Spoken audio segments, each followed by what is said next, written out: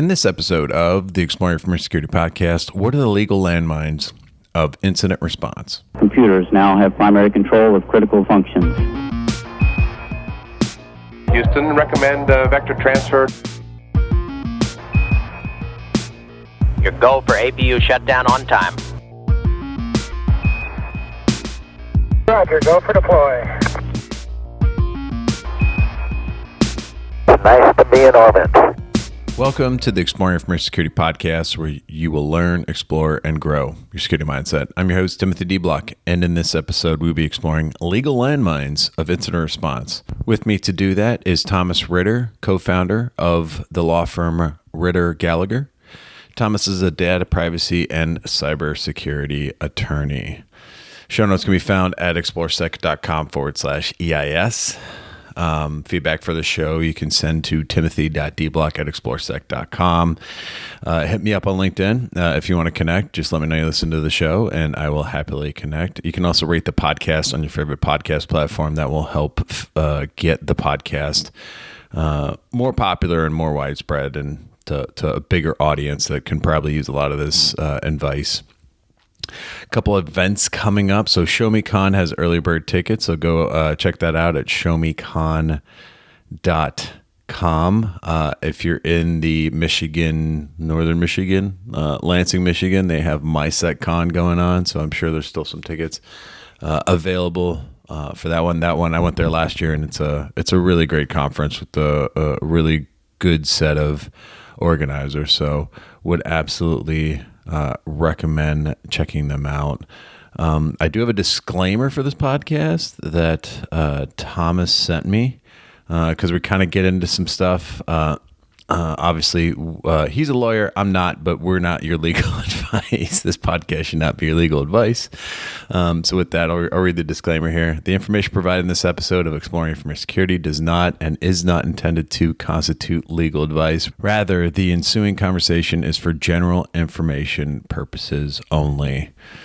So this was a really insightful one. And as I think, Thomas, I don't know if you mentioned it there or if it was kind of off recording, but I haven't really had a lot of legal advice on here, and there's kind of a reason for that. Is really when I started the podcast, that people are still trying to get their head wrapped around a lot of that stuff, but legal governance, all that kind of stuff has started playing more and more of a part, especially when you're talking about ransomware incidents. And I worked on the IR for a little bit, so this was some really interesting advice. And if you don't have, you're working at an organization and you don't have like the law team or even like a third party set up to help deal with an incident should it occur, you really need to look into that, because there are certainly some legal ramifications, especially if you're a publicly traded company. The SEC started to put more rules and regulations in place, and each state has its own laws and requirements around reporting and things like that. So,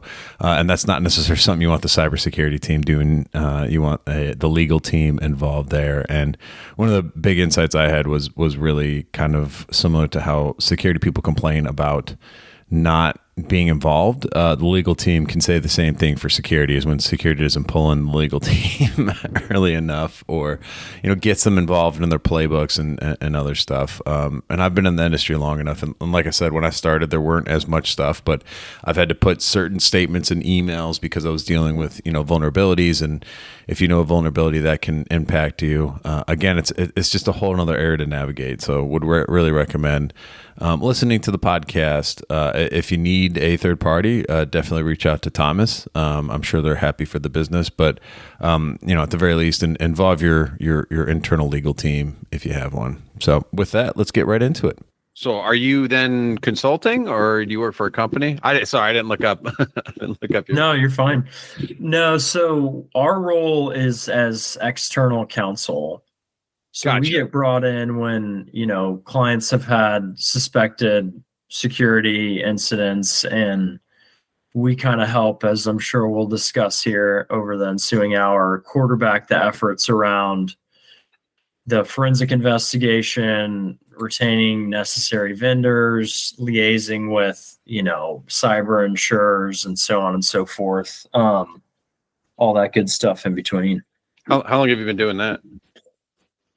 I guess about the last 5 or 6 years.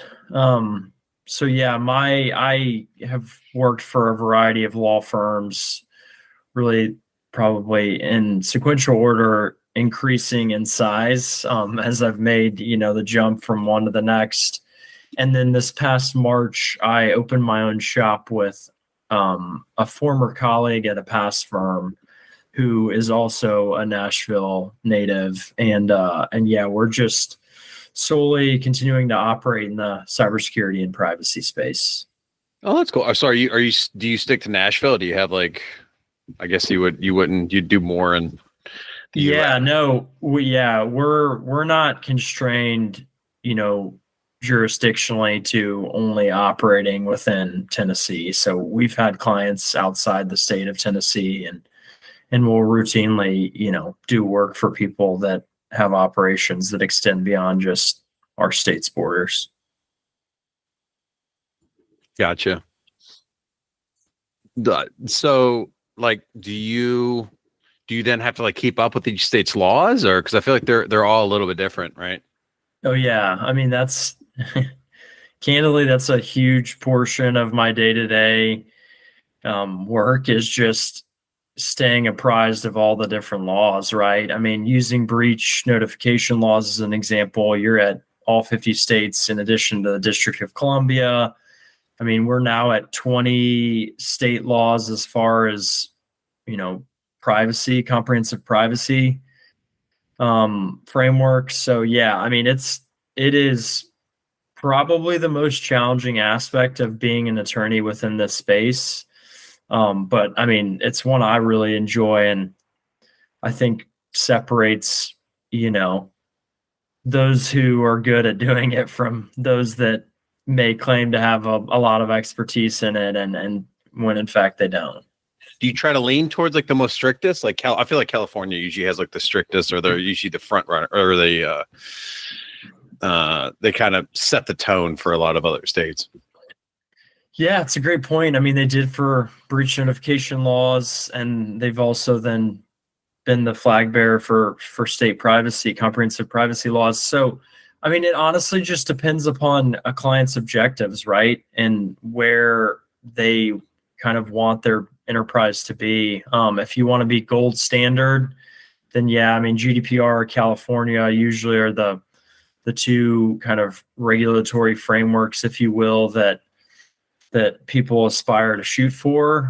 But then we also have clients that, just speaking only to privacy, are like, hey, I just want to meet this particular state's privacy law and make sure that we're in compliance, and are just looking to kind of check the box and be at where they need to be in the current present.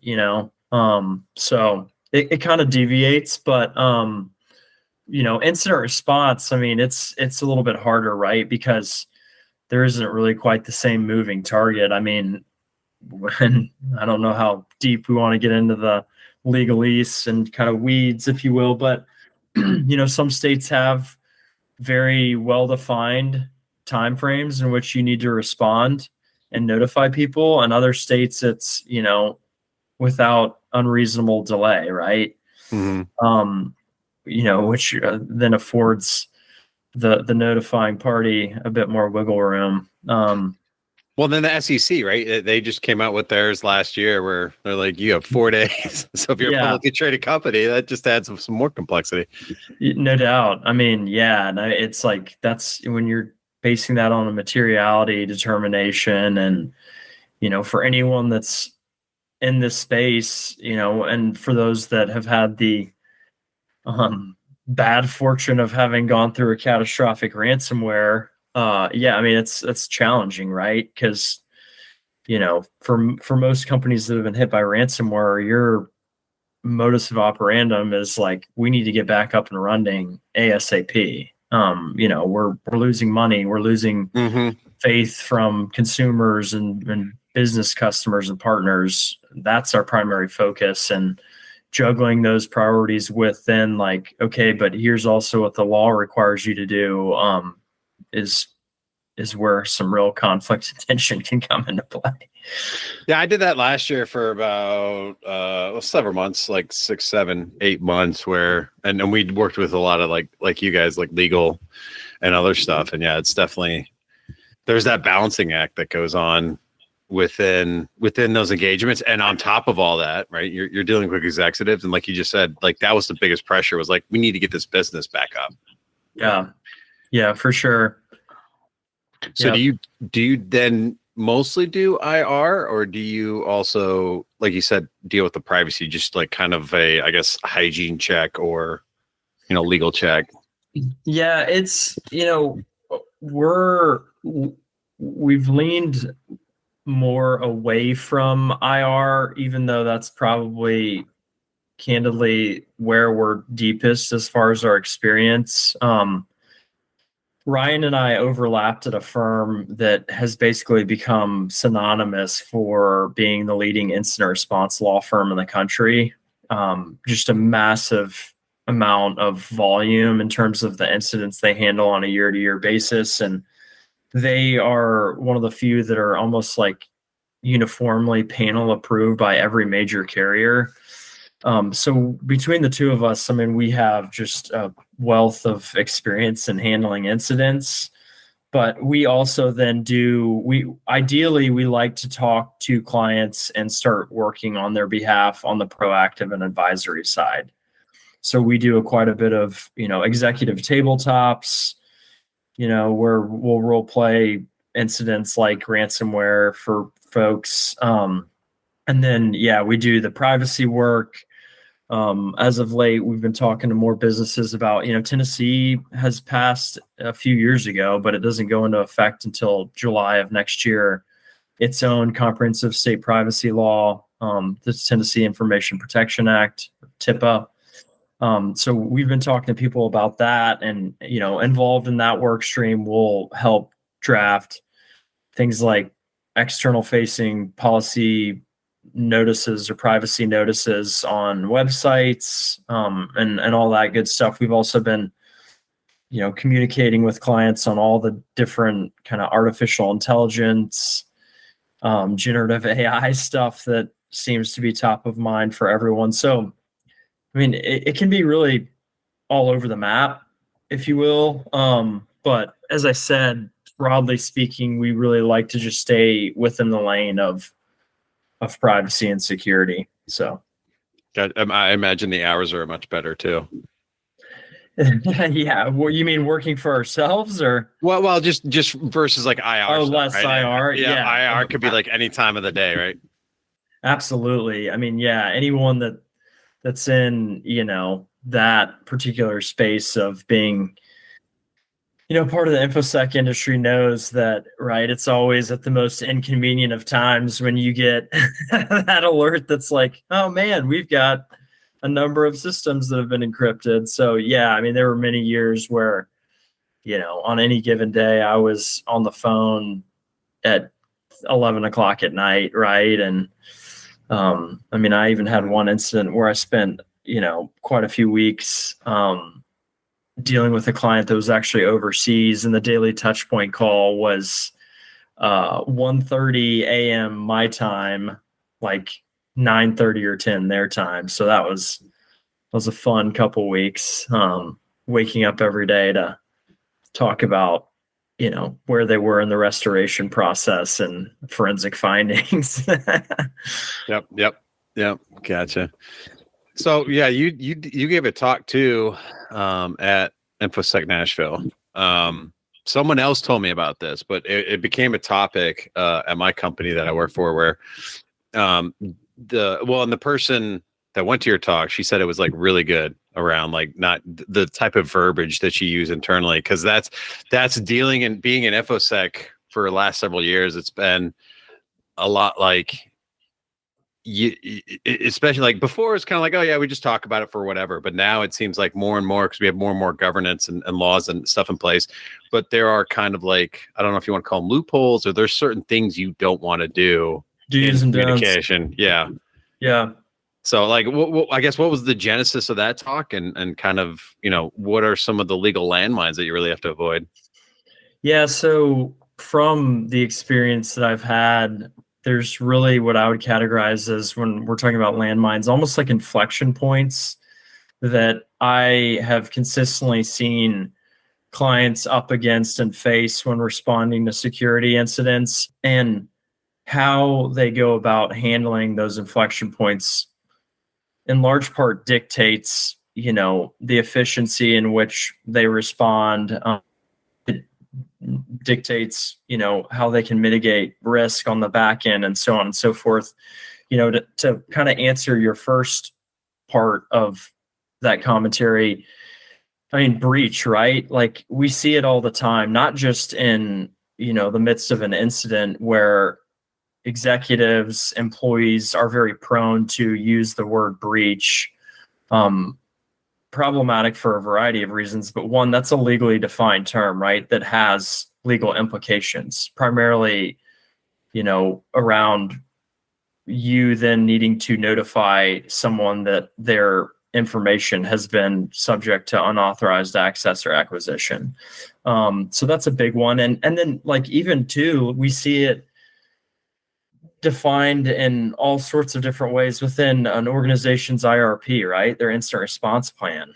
And, that's usually from the lens of not involving legal who has experience in doing this kind of work, right? Or maybe legal wasn't involved to begin with in drafting that IRP, but you just see, these playbooks, run books, whatever you want to call them, or just overarching IRP, where, it's talking about all the things that the organization's going to do when there's been a breach, and it gets to the genesis of, who's making that determination to begin with.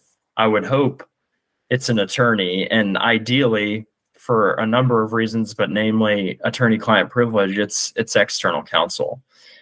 So that's kind of my long-winded way of saying it's critically important when you're thinking about, from a communicative posture around responding to incidents, like what it is you're saying, how you're going about saying it, who is saying that, right? I mean, how are you escalating procedures within an organization to the appropriate stakeholders that are effectively stating what's going on? And I'm a big believer too, on the front end, when we're in the midst of handling incidents with clients, like, less is better in the early going, in those precious, like, early hours, first few days, maybe even first week or so. It's not always realistic, keep it short, simple, and sweet, because you got to just let the forensic investigation unfold, right? And you got to let, experts do their job and perform the forensic analysis that hopefully is going to reveal, what all the bad actors did, what they took, all the good stuff around lateral movement, obfuscation techniques, TTPSs, all that stuff. So, communication is such an understated thing. But then too, we can kind of discuss some of the other ones. That was almost one of the 5 I talked about, right? Just general communication strategy, abstaining from using terms like breach, really thinking long and hard about, how you define terms around incident response, right? Is it a security incident to start out with? Does it rise to the level of a breach? Is counsel the one that makes that determination of that you now have a breach on your hands, and so on and so forth? But we discussed others like threat actor communications. I mean, that's, when I say an inflection point, there's always some really strong opinions, particularly from executive leadership, on at the outset when we're talking. And I like to tell people, not just ransomware, but maybe even just data extortion, right? Because I think that gets lost in the shuffle. In the last few years, you've seen this evolution where you have some of the bigger named threat actor groups that have gone from, encryption on the front end and data extortion suppression on the back end to, maybe just getting in your environment and exfiltrating, a huge quantity of data, and then months after the fact, reaching out to an organization to say, you need to pay us or else we're going to publish this on our leak site. Or I've even had clients that found that out from like law enforcement. They were contacted by the FBI that said, hey guys, we found, your information on the dark web, and which then leads to kind of the ensuing questions like, okay, well, where and how? And law enforcement sometimes reticent to provide much detailed information around that. So, they then have to bring in external counsel and forensic experts to perform an investigation. And that can be very challenging when it's, months after the fact, right? And you've had forensic artifacts like logging and of the such roll off. But yeah, threat actor communications is a fascinating subsection of just this line of work, right? Because people usually have very strong opinions about it. And as I was saying, executives more often than not seem to be extremely opposed to doing it at the outset. And we really pride ourselves on explaining the value and more often than not, the necessity behind doing it sheerly from the perspective of just gleaning intelligence, right? It's a great way to try to figure out, what they took and what they have. And, I more often than not, these particular groups will even routinely provide a file tree and listing of what they took. It's not always completely accurate, right? Or they may try to oversell what they in fact took, but it's at least a starting point. I do think it's important to add a disclaimer in here, though, that when I'm saying we often encourage clients to, communicate with threat actors, it's not the clients themselves or even myself, right? Our firm that does it. We always advocate for them to hire professional negotiators to do this sort of thing. It's extremely nuanced type of work. And, the negotiations themselves, particularly those where you are thinking you're going to end up, the company's thinking they're going to end up needing to pay for the decryption key, requires a very sophisticated skill set. And so, we will routinely use these negotiating firms to do that on behalf of our clients. And man, it's such a strange aspect of this line of work because, your listeners might already know this, but for most that are not privy to what it is we do, I mean, ransomware has turned into a multi-billion-dollar industry, right? And a lot of these larger threat actor groups are run like Fortune 100 companies. They effectively will operate as like a call center, and will have anywhere from double digit to hundreds of ransomwares they're quote unquote working or terrorizing people with at one time. And so, yeah, I mean, even anecdotally, I've had some really crazy stories over the years where professional negotiators we're working with have to us. And there was one in particular that has always stuck out in my mind where we were like 7 to 10 days into the negotiation and they had reduced the initial demand down quite a bit. I want to say it was like, I don't know, 5 or 6 million, and they'd gotten it down to like 1.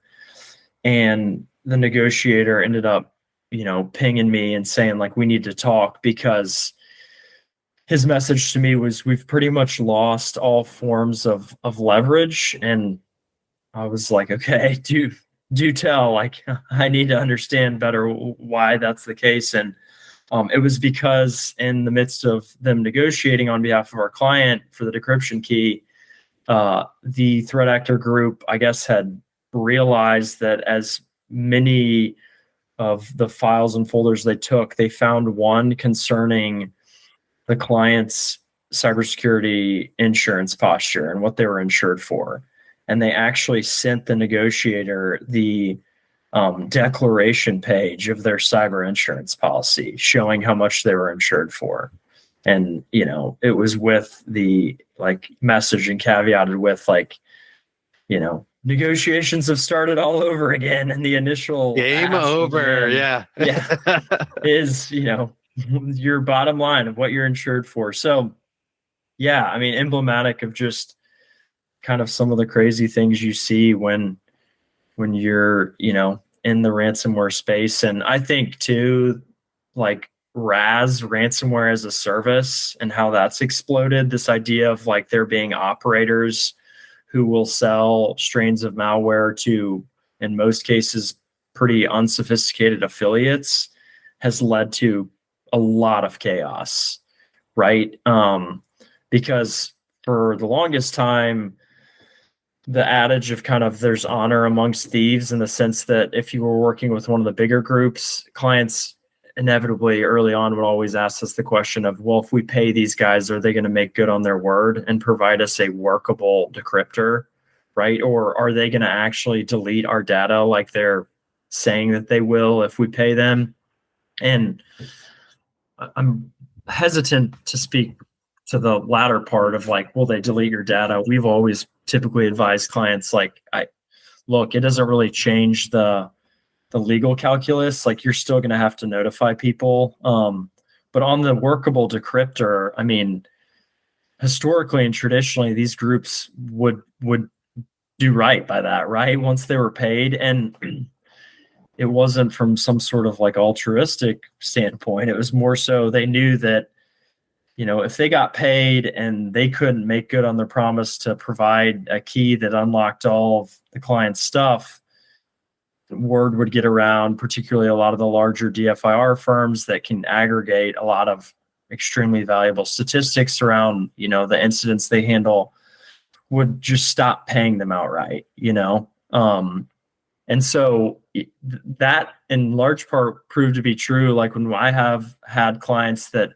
paid, they were able to get workable keys. But I think that's less the case with each passing day, just because of the fragmented framework of how, chaotic and disruptive these particular criminal enterprises have become around their willingness to, share in the profits or sell their malware to these downstream affiliates who, are less concerned about the maybe trajectory of the enterprise itself, right? Where do we see our business going the next 3 to 5 years, and more concerned about, I'm just out to make a quick buck and I don't really care about the repercussions of if we can't make good on the promise to provide a workable key, because, I don't even know where I'm going to be this time next week. So.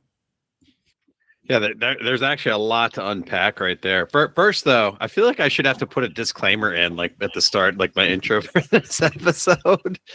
What is it, no legal advice? This is not legal advice. Go get a lawyer. I feel like we've crossed that threshold, for sure. Very wisely said. Yeah. Yeah, I'll get terminology from you later that I'll just repeat. Yeah, great. Yeah, one of the first things I wanted to cover, though, because I feel like security complains about this a lot, is not being brought in. But I never even thought about you should have the legal team involved in even just your incident response playbooks or whatever. I think that is, and hopefully for a lot of security people, it should be eye-opening of now we're on the other side of it and we're not including people. And I also like the advice too of don't, essentially, you're not making any assumptions, right?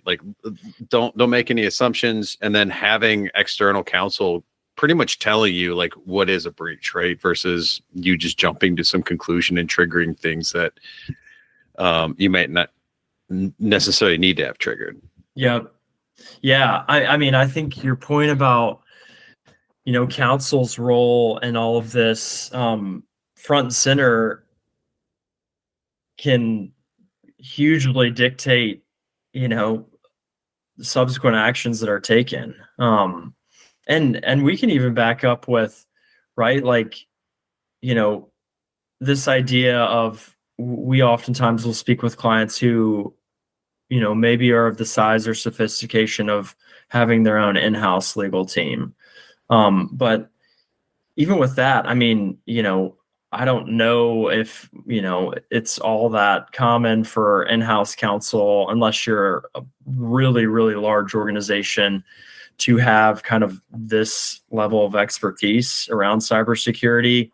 And then even more so, the argument around, which I think we should probably discuss in greater detail, attorney-client privilege gets a bit trickier if your in-house team is handling it versus external counsel. And that's something that, like, to dive into, has really become of paramount importance. I want to say in recent years, but harkening back to really the Target breach, I think is when it first kind of entered people's minds, right?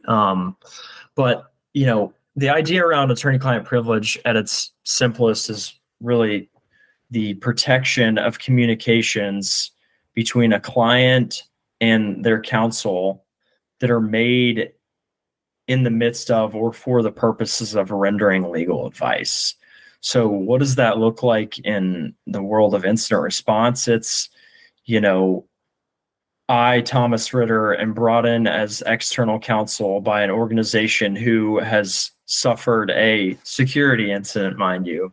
We're not going to breach yet. Yeah, there is a difference. Yeah, there's a breach between incident and breach. Yeah. Yeah. So who's in the midst of a security incident, and I, as external counsel, in the midst of trying to render legal advice for what they need to do to respond to that incident, am asserting privilege over a number of work streams, but namely, the work of external forensic specialists coming in to, see what the threat actor's done, or see if any malicious activity has even taken place in the first place. And that's just become so important in the, zooming out lens and context of, I mean, if you have an incident that turns into a breach and prompts you to then have notification obligations, these days, it's practically become almost like a guarantee you're going to get sued. And if you're, well known enough, you're going to get sued via data breach class action. And so, that whole component of like attorney-client privilege and, counsel being able to assert privilege over the work that was done takes on just critical importance should, you as an organization find yourself in the midst of defending a data breach class action, and plaintiffs' attorneys in the course of, discovery and interrogatories asking, like, what did you know? When did you know it? What did you do? Right. So attorney-client privilege is something that we really, really stress the importance of, unequivocally so on the back end, at the outset of an incident, but even like proactively speaking, like really making sure that companies think that through and kind of can formulate a plan. And to bring this back full circle, involving counsel and things like an incident response plan and drafting that, and thinking through policies and procedures around when counsel gets involved so that they can assert, privilege over the ensuing work. And it all speaks to trying to really mitigate risk, right? And reduce your level of risk when something goes wrong. I think there's an under discussed aspect right now in my field as, breach counsel is the whole data breach class actions. I mean, those have just, I recently spoke, I guess a week or two ago, and, had a graph in my presentation that talked about how, data breach class actions in like 2022 and then subsequently 2023 had risen like 3 or 4x. And that's not slowing down anytime soon. You look at Change Healthcare and Ascension, and their very high profile ransomware incidents they, underwent in the spring of this year. And this isn't going to be the approximate number, but like both of those within the first 10 or 15 days of, those events going public, were facing double-digit class action lawsuits. Right. Yeah. I saw recently that like Change, they're, I think, in the federal district of Minnesota, and they'd consolidated like more than 50 different class action lawsuits into one case. But it is astounding the level of, awareness for, class action plaintiffs attorneys around this space, right? And like breaches themselves. And there's even firms that I know for a fact will just let's use like the Office of Civil Rights within the Department of Health and Human Services. You may have heard, because I know you're in the, healthcare space, the wall of shame, right? So if you have a notifiable incident that you have to report to OCR as covered in your business associate, that will get posted up on this OCR site that colloquially is referred to as the wall of shame.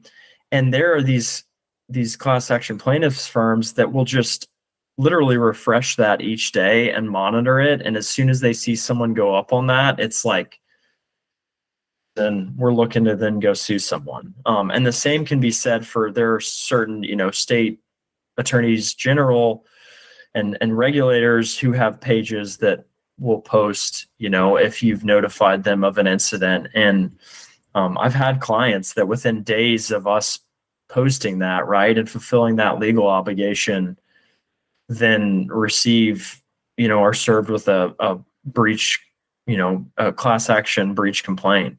And they're then thinking about, all right, how are we going to defend ourselves, in this data breach class action? So I think it's an area that's just, as I said, still under discussed and is only going to continue to,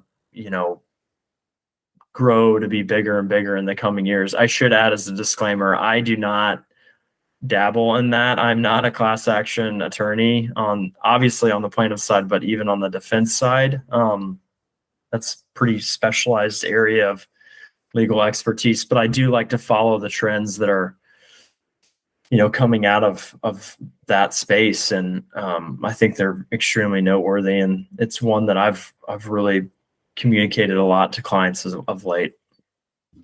Yeah, and actually, I think I was reading today, the EU just said in like 2025 or 2026, I don't know if you're paying attention to this, that software vulnerabilities could end up as similar to the, if you buy a product and it harms you in some way or causes product liability. Yeah. Yeah. So that's it. And maybe that's probably a whole nother podcast in itself. But, but yeah, like to that point, like you're talking about, it's the landscape will change. And like you said, you've already seen that change. And that's what I wanted to go to next was the tabletop exercises. Cause I think that's interesting because we talk about that too in within security as far as like, how are you going to respond to stuff? But are you doing that as part of that? Or are you doing like a separate, here are the legal table? It's like a legal tabletop exercise.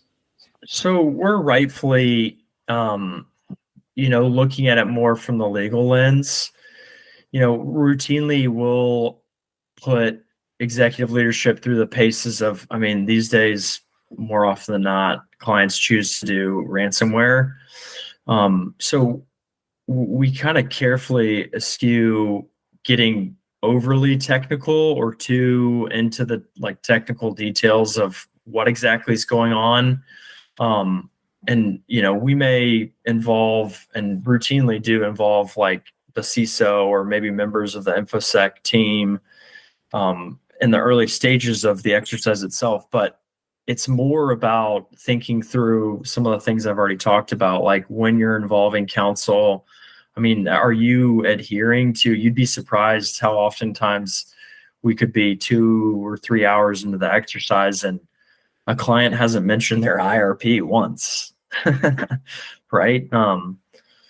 So are they adhering to kind of their own internal policies and procedures that are memorialized? How are they treating things like internal and external communications? What are they telling the public and when? What is some of the decision making around communicating with threat actors? If you're a publicly traded company, right? It's like you're thinking about paying a ransom. There's a significantly more complicated kind of risk calculus and decision making tree that you have to go through. I mean, you're presumably getting approval from the board, right? To then make a payment.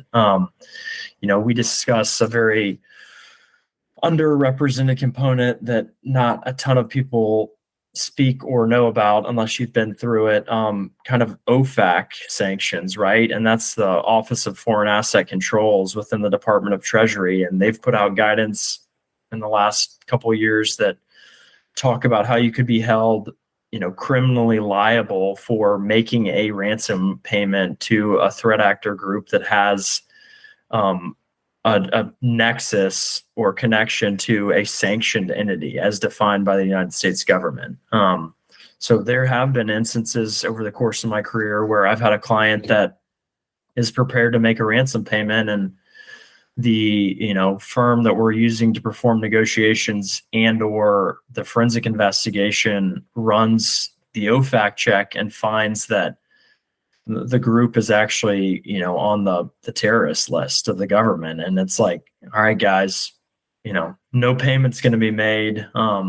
Because interestingly enough, too, all the different parties in that can actually be held liable. So us as attorneys, like, the external negotiators, not just the client themselves. Yeah. That's interesting because, but don't you have certain states, and I feel like it's New York, that says you have to do everything possible, including that could mean like ransomware payments. Yeah, I mean, there's now been a shift, with respect to kind of the laws and how they're being amended to even like letting certain regulators know that you plan on making a ransom. I had someone recently ask me, well, is it outright illegal to make a ransom? And I mean, even outside the context of like OFAC. And for public entities, there's been like some, governmental entities, there's been legislation where they basically have said, like, we don't want, governmental actors paying ransoms. But I don't think there's ever going to come a time where the government is trying to outright restrict private actors within the marketplace from paying a ransom. I just don't see that happening. And not to put words in law enforcement's mouth like the Federal Bureau of Investigation, but we will routinely liaise with law enforcement when we're dealing with ransomware incidents, and law enforcement by no means encourages a ransomware payment. They don't want to see the bad guys continue to get funded to do bad things, but they're widely aware and cognizant of the fact that, I mean,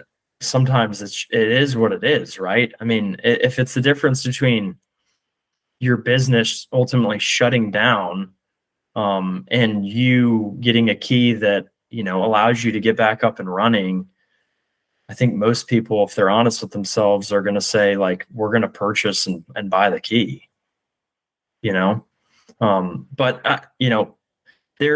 that is my way of saying there's a lot to think about in that whole, decision matrix.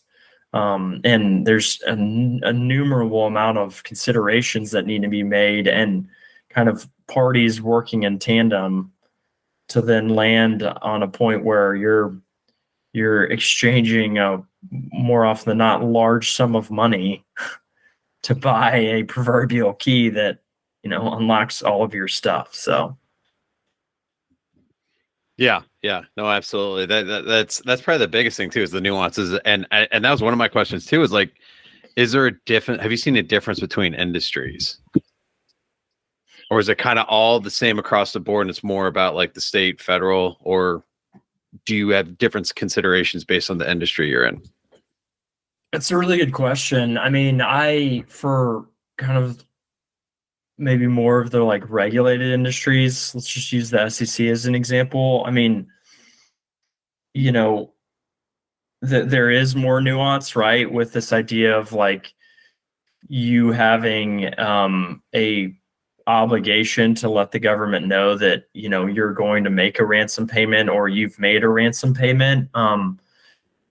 But I think for the most part, in terms of are we going to pay or are we not going to pay, it's less to do with what industry you find yourself in and more, to do with sheer necessity and the state of where you are from a business interruption standpoint. And I can use as an example, I've had manufacturing clients where it's like the pain in a really catastrophic ransomware is felt almost immediately, right? I mean, if you're hit and, your machines can't be producing goods and, it goes from a few hours to days to, God forbid, weeks, you're just looking at your basic like profit and loss, right? And usually that's very quantifiable, and you recognize that it's going to be a lot less painful and quicker to resuming operations if we just go ahead and make the payment.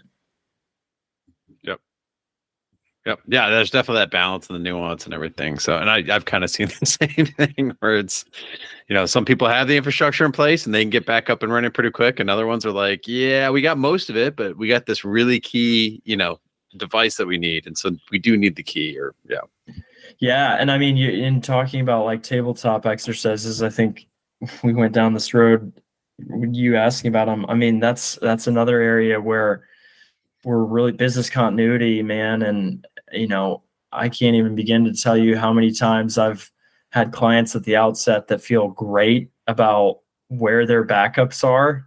Oh yeah, we've got viable backups. And then lo and behold, no sign or semblance of backups can be found. They were tested.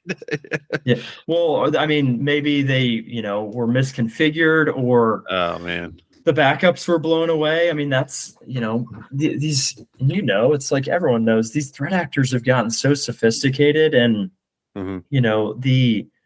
the time in which they're usually in people's environment is getting, I think, from my experience, longer and longer. And so, if there's any sort of connectivity, right, with your environment to your backups, it shouldn't be that surprising that, if they're lurking in the background, sight, unseen, they're going to find the backups and they're going to make sure that they blow those away as they're deploying malware throughout your network, right? So yeah, that's an area where I think my unsolicited advice to organizations would be like, you need to be pressure testing that. I mean, as much as physically possible. I think a lot of people have also grown overly comfortable and too accustomed to, well, our stuff is in the cloud, right? And it's like, these guys can access the cloud, Yeah. So, yeah, I don't know. It's an area that we see come up a lot, and that proves to be extremely problematic and a real indicator of, how much pain the client's going to be in and how long that pain's going to go on, is if you have viable backups or not, because then it largely dictates, the calculus around whether you're going to make a payment or not. Yep. Yeah. The and the tabletops, I'm assuming this is something you want to do at least on an annual basis. Absolutely. Yeah. Annual basis. I mean, I think there's a semblance of an argument to be made that like industry best practice might start kind of leaning in the direction of, biannual, but at the very least, you need to be thinking about doing this on an annual basis. And it doesn't, I really dislike the fact that, there are times where clients just do it from a pure, like, we're trying to check the box, attitude and nature. Cause it should be informing your incident response plan and processes, right? and it should, be viewed as an exercise that kind of dictates your strategic business initiatives and objectives. When it's done well and when you have the right people involved, and more often than not, we get clients that may start out by saying it's just our InfoSec team that wants to do this. But we really try to encourage, those prospective clients, hey, if you can get cross-departmental, engagement and stakeholders involved, particularly those from, the executive team, all the better, right? Because there will be some great lessons learned from this. Yeah, well, and even just knowing what to collect as far as like logging, do you have the right logging in place to answer some of the questions and, like you're saying, like guide the InfoSec team in what they need to be collecting, and even just saving too, right? A big thing within IR is evidence and making sure you have all the right evidence in place so you can piece that picture together. 1,000%. Yeah, that's a huge area. I mean, I've had a number of instances over the years where, internally the InfoSec team, unbeknownst to them, usually because they're, being yelled at by executives, like shuts a system down completely versus isolating it, right? And in the process may, unknowingly eliminate really key critical forensic artifacts. And then when, an external DFIR firm comes in, that can be a blind spot, right? For them, that they just don't have the necessary forensic artifacts to be able to piece together maybe a timeline or, the movement of the particular threat actor or, what sort of malicious activities they undertook. And so, yeah, thinking through some of those evidence collection, preservation issues, proactively versus when real bullets are flying is obviously ideal. Yeah, no, absolutely. So one final question for me is, could you use code words instead of like breach or anything like that? Would that actually help, or would that just still fall in line with? Yeah, I mean, my approach is always just you refer to it as a security incident or an incident. It's just, I would start there. Like we're in the midst of an incident, and that's for sure, internally. You don't want to use the word breach with employees, right? Because employees are more often than not an extension and mouthpiece of your organization. So word is going to get out. But then, externally, there may be more thorough conversations that need to be had. And, gotten to where, because I've been involved in kind of the copy and content of the communication that's put out externally around an incident, pretty adept at, when it's obviously not one of my own, seeing kind of statements that are put out around, a company being quote unquote down.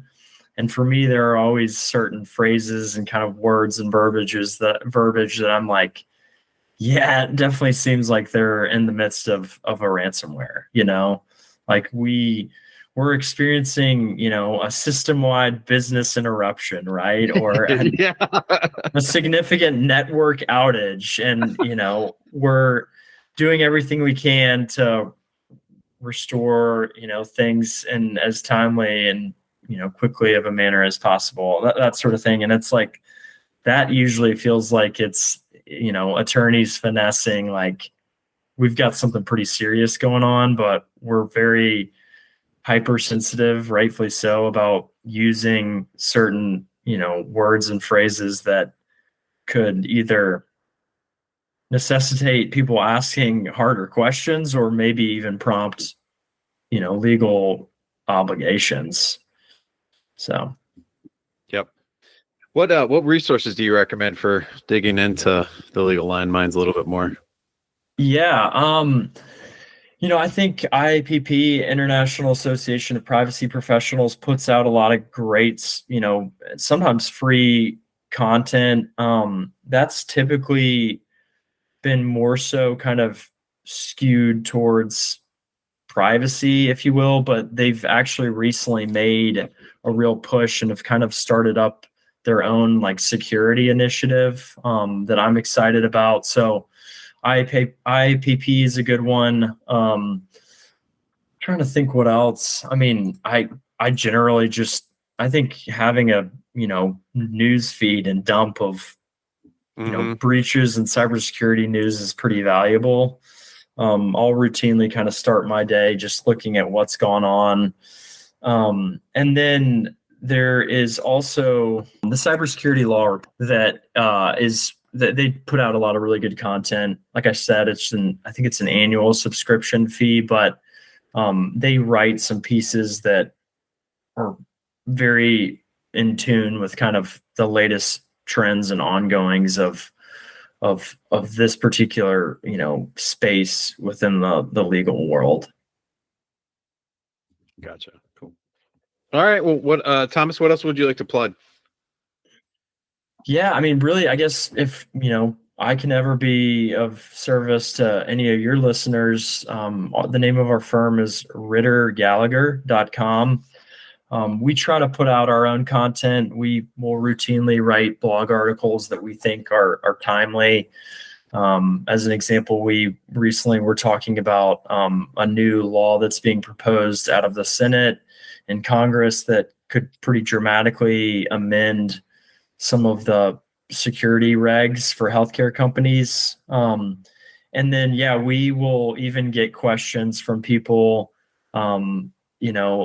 that are kind of all over the map. Like I've got a question or concern about the Telephone Consumer Protection Act, and for our program to be compliant with that having kind of privacy and security components. So happy to talk with folks and have a conversation. And if we could be of service or fit to you or your organization, great. So, and then I also like to plug as well. I mean, you'll find on our website, we've got a contact page, as well as, our email addresses, which I'm happy to provide. And mine is my first name, Thomas, at rittergallagher.com. So people can reach me that way as well. Awesome. Cool. Well, thank you for joining me to discuss the legal landmines and incident response. Yeah. Thanks for having me, Tim. Enjoyed it.